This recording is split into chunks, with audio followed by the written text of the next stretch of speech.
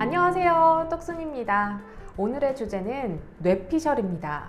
네, 매일 새롭게 만들어지는 신조어에 저도 정말 따라가기 힘든데요. 그렇지만 한번 제대로 알아두면 일상생활에서 정말 유용하게 사용할 수 있을 것 같아요. 오늘 알려드릴 단어 뇌피셜 역시 온라인상에서는 물론이고 인터넷 뉴스 기사에서도 심심치 않게 볼 수 있었는데요. 그래서 정확히 알아두면 좋을 것 같습니다. 먼저 뇌피셜은 단어 뇌와 공식 입장이라는 영어 단어 오피셜의 합성어인데요. 뇌 안에서만 공식적인 생각, 즉 객관적인 증거가 없는 자신의 주관적인 생각이라는 뜻입니다. 뇌피셜의 반대말인 오피셜의 뜻을 알면 조금 더 이해하기 쉬울 것 같은데요.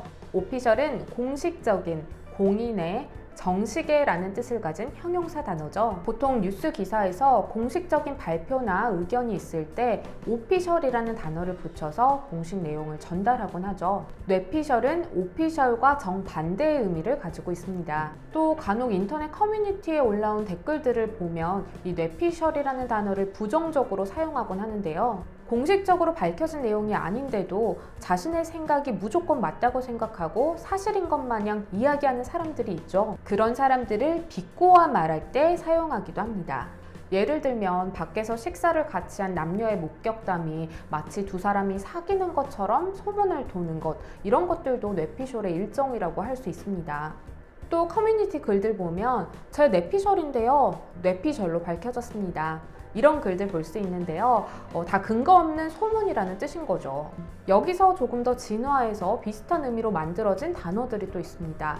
지인피셜, 본인피셜, 이런 단어들인데요. 지인피셜은 지인으로부터 전해 들은 이야기라는 뜻이고요. 본인피셜은 뇌피셜보다 좀 더 자신의 생각을 부각시키는 의미로 사용되곤 합니다.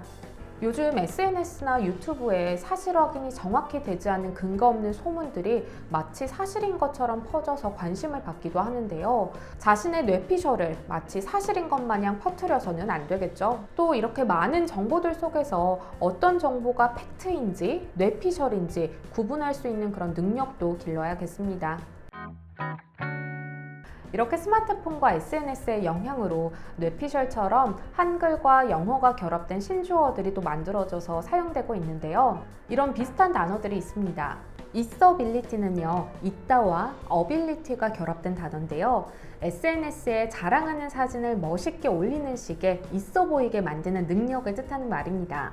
팩폭, 이 단어는 많이 아시죠? 팩트와 폭력으로 상대방이 반박하기 어려운 명백한 사실을 뜻하는데요. 상대방의 의견이나 주장을 반박할 때 쓰는 말입니다. 네, 오늘은 인터넷 신조어 뇌피셜에 대해서 알아봤는데요. 다시 정리하면 공식 입장이라는 오피셜과는 반대되는 말로 객관적인 증거가 없는 자신의 생각을 일컫는 말이라는 것 기억해 주시기 바랍니다. 그럼 다음 시간에 만나요.